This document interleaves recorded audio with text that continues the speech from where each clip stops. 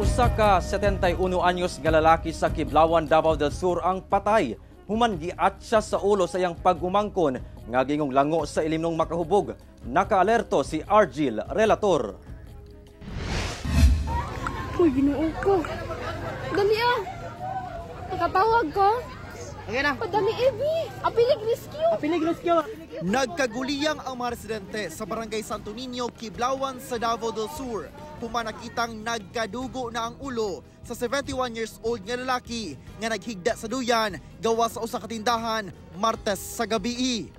Daghang samad tinigbasan sa ulo ang nahiaguman sa biktima.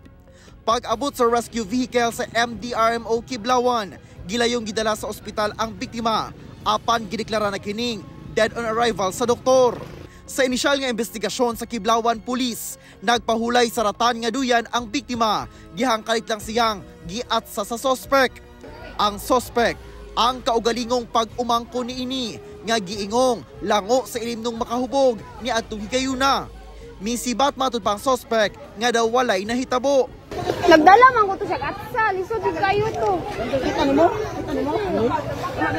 Wala si Ali, ni Uli, oy. Ni Uli. Murag way nahitabo. Sa hot pursuit operation, gilayong nadakpan rasab ang sospek sa tabang sab sa mga residente sa luyo sa ilang balay.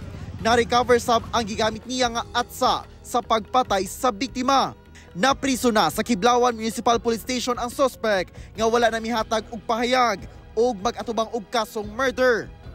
Ako si Argil Relator. 1 Mindanao.